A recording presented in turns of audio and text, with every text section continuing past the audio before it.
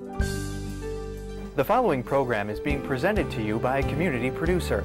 The statements, views, and opinions expressed are not necessarily those of ALC TV or the City of Avon Lake.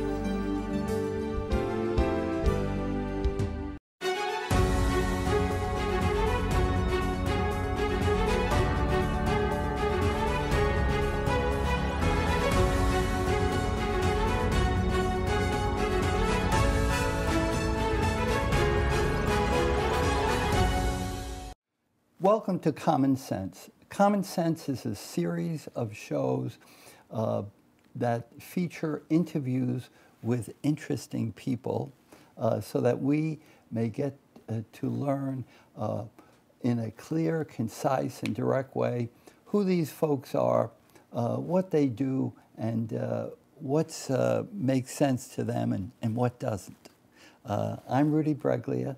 And today I'll be interviewing Allison Manning, a local attorney who is now a candidate for Avon Lake's Municipal Court Judge. Allison, why don't you start us off and just tell us a little bit about your background, where you've been born, where you've lived, that kind of information. Sure. So, hi, thank you for having me on. Okay, you're welcome. So I am born and raised in the area. I grew up in North Ridgeville, lived there my whole life until, my adult years. Of course, went away to college and law school, came back, and then ultimately landed in the city of Avon. So I've been there now for, I think it's about 11 years, a little over 11 years. So where did you go to school? I went to North Ridgeville High School. Okay. And then after high school, I went to Denison University, which is in Granville, Ohio. Okay. And then after that, I moved on to Capital University for law school, which is in Columbus. Oh, okay. Tell us about the steps that you've taken in your career. So when I finished law school, I came out and I revived my father's old practice. So my father had practiced in North Ridgeville for, I believe it was around 35 years or so. He passed away actually when I was in law school. So when I finished law school, I came out of law school and I revived his practice. And so I've been practicing in North Ridgeville there at that same building, for the duration of my career. Okay. And kind of done different types of law while I've been there. You've practiced law in the same organization as your brother? Yeah, so my brother and I are partners. We've been partners for, I think it's been 15 years now, so. Okay, and you get along? We do, we get along great. Yeah, okay. Yeah, I really adore my brother. Well, that's good, that's good. What particular area of the law have you concentrated on thus far? So I have a unique practice. At my law firm, I mostly do estate planning and probate work. But I split my time between that, and I've been a magistrate for, I'm in my 13th year now, working at Elyria Municipal Court as a magistrate. So I'm there 2 full days a week, and then the rest of my time I'm doing estate planning and probate. Understand. What area have you found to be the most interesting? It's hard to say that any one area is the most interesting. I think it's the people that make it interesting to me. Yeah. So the people, their problems, those are the things that interest me about the practice of law. So it kind of depends on the case. Helping people. Yeah, oh yeah, that's what I love about it, is helping people. What surprised you about being an attorney? I think how much I would enjoy it. Okay. I obviously didn't go into the practice of law not hoping I would enjoy it, but, I really do love the people that I work with. I love helping people. I love being able to guide them through legal problems. And so that's, kind of what surprised me was how much I would enjoy that. Understand. What criteria did you finally use to decide to be a candidate for a municipal court in Avon Lake? Sure. So as I mentioned, I've been a magistrate now at a municipal court for, almost 13 years. And I think it's just a natural progression for me to now take the step to run to be a judge of a municipal court. I think it's an opportunity for me to further help further my goal of helping people in our community. Okay. What best prepared you for being a municipal judge that you're going for? Sure. I guess your experience. I am, yeah. So I'm experienced. I have the right kind of experience because I work in a municipal court, and I've been there for quite some time now. I'm also a magistrate at a mayor's court, which also deals with those same types of offenses, same types of areas of law.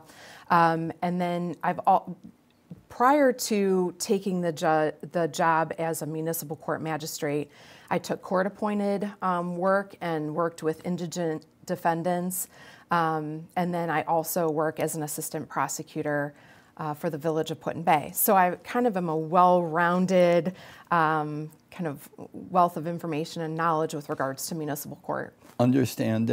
What are the qualities that a good judge should have? I think there's a number of qualities. First and foremost, I think you have to be a good listener. I think that you need to bring, patience to the bench as well, and kindness. But in addition to that, of course, you need to be impartial, unbiased, and I think you need to, going along with needing to be a good listener, you need to listen to both sides. You need to be able to apply the law, and have that ability to think critically and analyze your cases on a case-by-case basis. Okay. What actual responsibilities does a municipal judge have? Well, I think it's twofold. Of course, there's an administrative side. You have a budget. You need to manage that budget, of course, so there's those administrative qualities to it. But then in addition to that, what the municipal court does is they handle civil cases up to $15,000 for claims up to $15,000. Small claims on the civil side, which are up to $3,000 for claimants. And then there's a criminal component, of course, and those are all the misdemeanors, is what that court hears, in addition to felony preliminary hearings, or kind of like an arraignment sort of proceeding. Okay. What matters would not be handled at a municipal court level? Now, you talked about felonies do get in there, but... Yeah, just kind of on a preliminary basis, they'll come through the municipal court.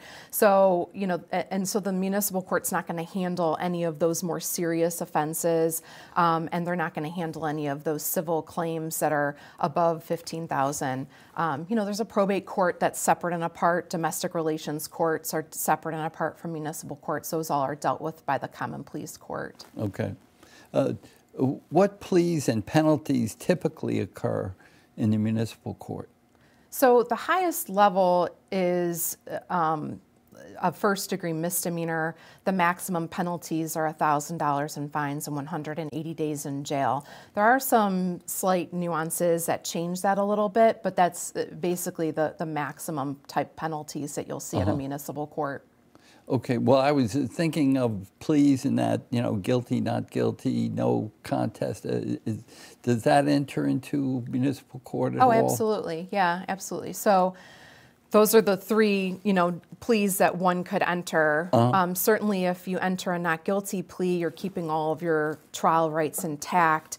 Some people will enter that not guilty plea even if they may think they are guilty of the offense, but if they want to keep those trial rights intact while they navigate the system and make sure that they fully understand what they're doing, consult with an attorney. And It'll give them some time. It gives them time. It gives them time to make sure, that they're doing the right thing. And then with the other two pleas are a guilty plea or a no contest plea. Both of those pleas will conclude your case by admitting or not contesting to the facts. With a no contest plea, you're not admitting guilt to the charge. So there's some slight differences that are kind of legally, nuanced. So. That you need an attorney to kind of navigate you through that. Yeah, I agree. I try to take those explanations step by step with people who are in front of me currently in hopes that they'll understand. But, when you're talking in legal jargon, some of these things just get lost in translation. But I do try my best to, answer people's questions, and hopefully they understand what those pleas really mean when it's affecting them personally. Yeah, it really helps people to have a little bit of support or explanation. Absolutely. I think that's one of the things that I think is most important and sometimes lacking in courts is it's so hurried, it's so rushed, there's such a high volume in most courts that I think it's easy for judicial officers to be kind of on auto drive and to try to be moving things along quickly. One of my goals on a daily basis is to slow down, to help people understand the process, make sure they really understand the decisions that they're making, so that they walk out of that courtroom feeling like they made an informed decision, not one that they were pressured to make. Understand. What about repeated offenses? How does the court deal with that?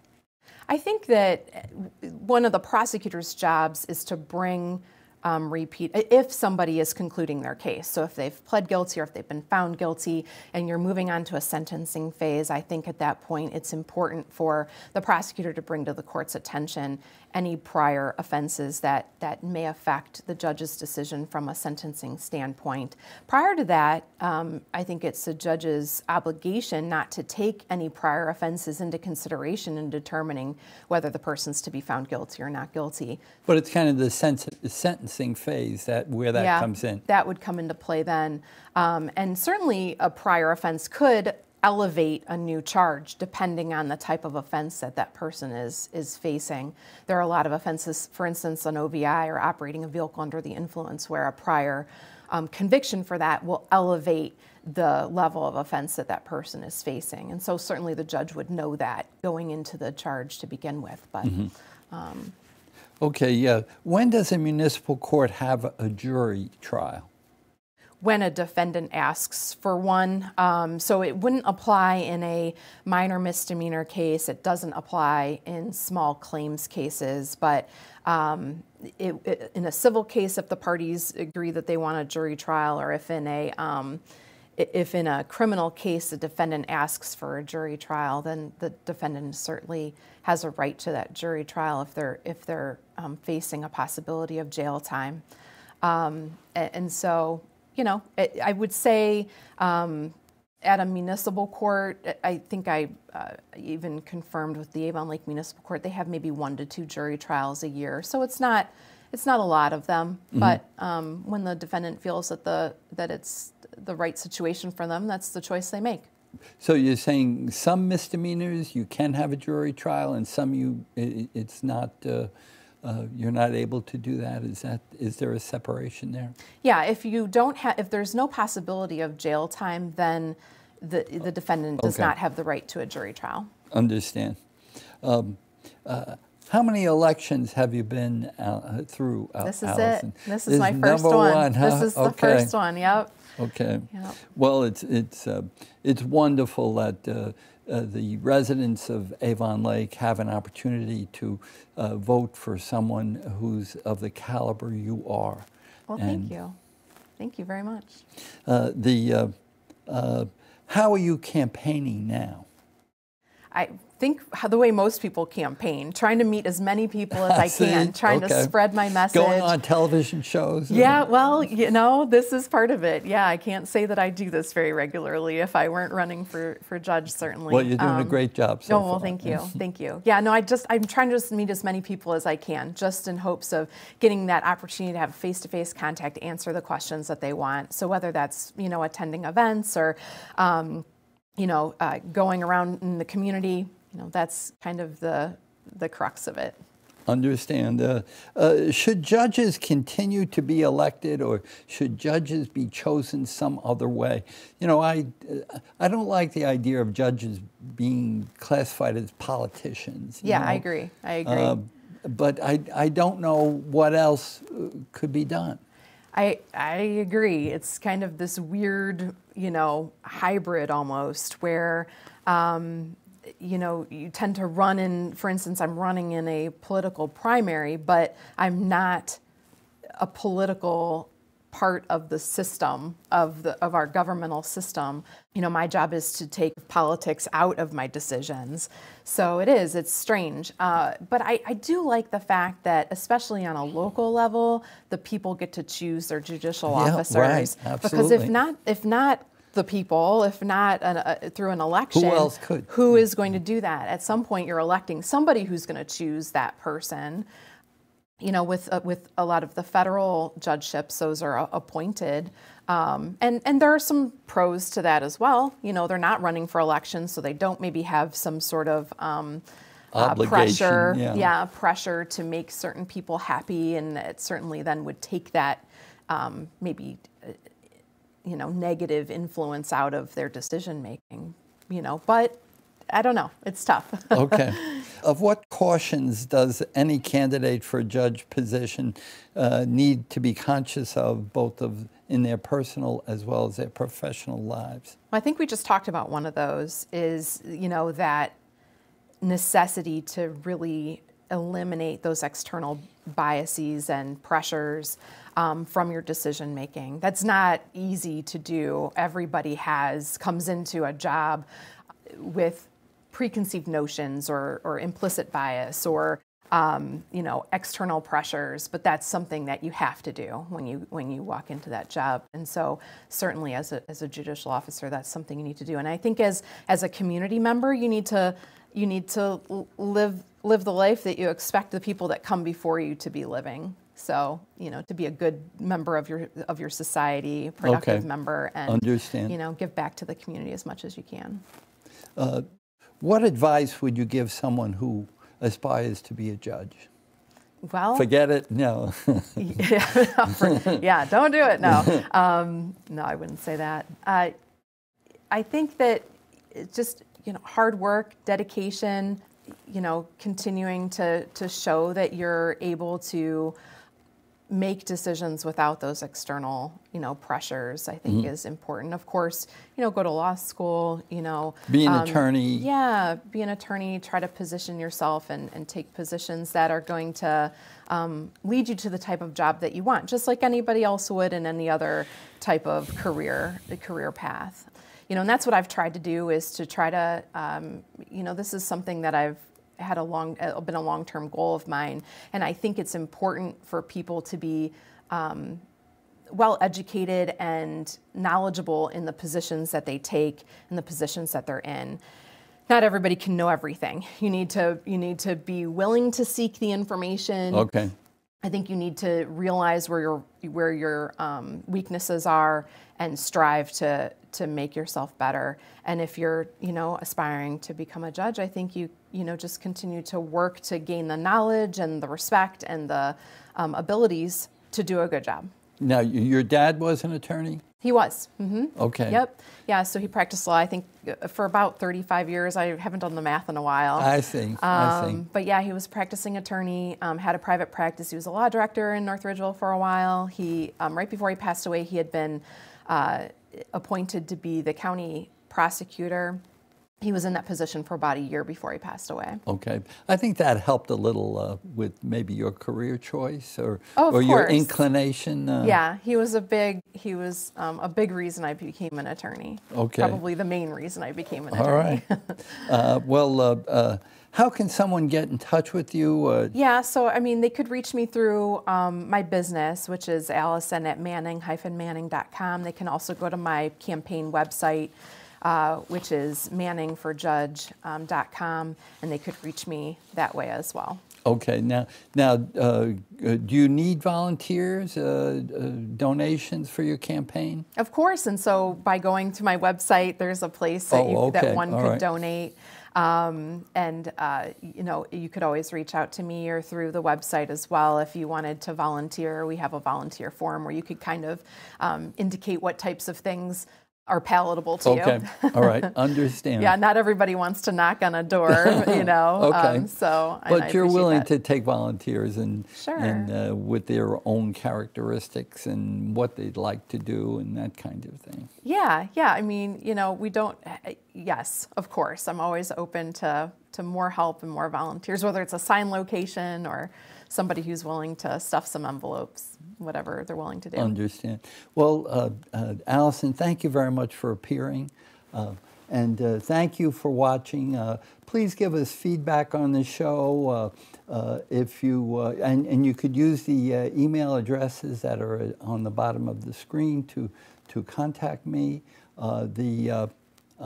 If you know someone who's interesting, and or if you yourself would like to appear on the show, please get in touch with us. And remember, seatbelts save lives.